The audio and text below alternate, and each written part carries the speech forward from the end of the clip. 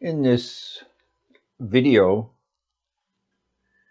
the technical infeasibility of a populist insurrection, I want to look at the Constitution of the United States, and particularly the Declaration of Independence. And we're asking is if there's any legal foundation for a state to declare a populist uprising a rebellion or insurrection. The United States is a country that was founded on an insurrection, and it is written into the Declaration of Independence the right of the people to take up arms against a oppressive government.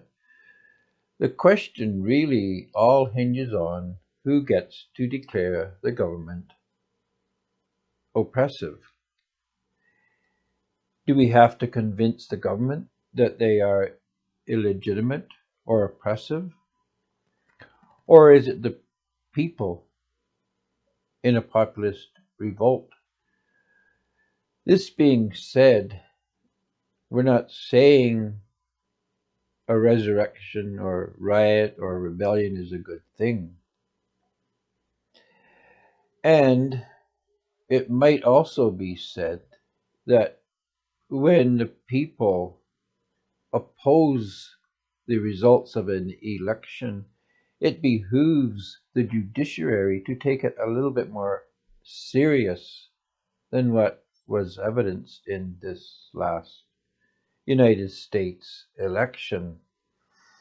I believe the judiciary are responsible for this whole farce because they should have held a hearing. They should have had a nationwide investigation into the claims, not outright declare them the claims themselves fraudulent or of no importance, no weight, no substance. So this is what the present video is just looking at, is if the government ever has a constitutionally valid claim that a populist uprising is insurrection, or better, constitutionally invalid insurrection. Because for me, according to the writings of the founding fathers and the constitutional documents, it's technically impossible to conceive of an insurrection that is constitutionally invalid, that is not covered by the Second Amendment and the traditions that have been put into the Federalist Papers. Anyway, what we're saying here, to summarize, is that by virtue of the Declaration of Independence and other founding documents, it is technically impossible for the people to engage in a constitutionally invalid or a constitutionally unprotected insurrection. In Federalist 10, Madison lays out the main differences between a republic and a democracy. It might be wise to note that in discussing a democracy, Madison appears to be referring to what we now would call a direct democracy, rather than a representative democracy, which is what a federalist government is. This is more clearly laid out by Madison in number 14. The error which limits Republican government to a narrow district has been unfolded and refuted in preceding papers. I remark here only that it seems to owe its rise and prevalence chiefly to the confounding of a republic with a democracy. Applying to the former reasonings drawn from the nature of the latter, The true distinction between these forms was also adverted to on a former occasion. It is that in a democracy the people meet and exercise the government in person. In a republic they assemble and administrate it by their representatives and agents. A democracy consequently will be confined to a small spot. A republic may be extended over a large region. The importance of this distinction was expressed earlier in number 10, and this is again by Madison.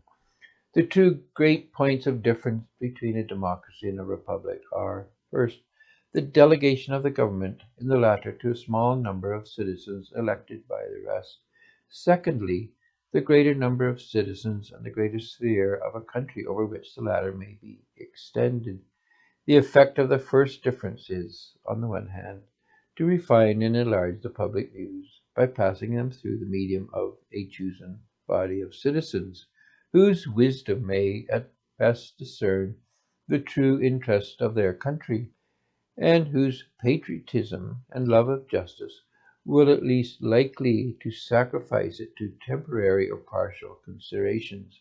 Under such a regulation, it may well happen that the public voice, pronounced by the representatives of the people, will be more consonant to the public good than if pronounced by the people themselves, convened for the purpose.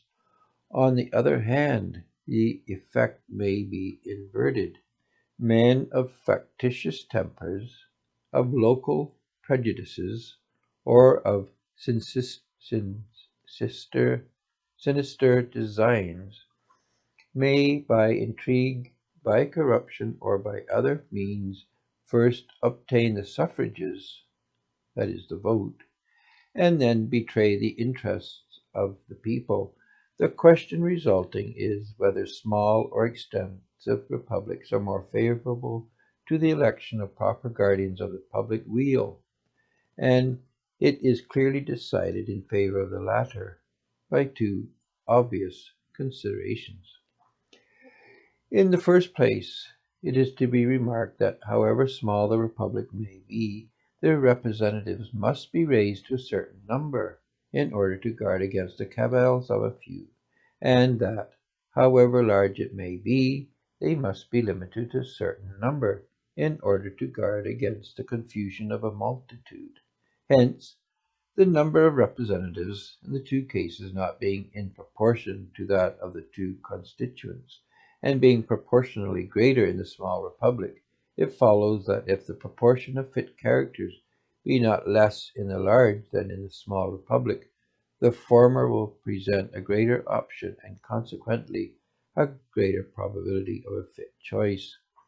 In the next place, as each representative will be chosen by a greater number of citizens in the large than in the small republic, it will be more difficult for unworthy candidates to practice with success the vicious arts by which elections are too often carried, and the suffrages of the people being more free will be more likely to center in men who possess the most attractive merit and the most diffusive and established characters.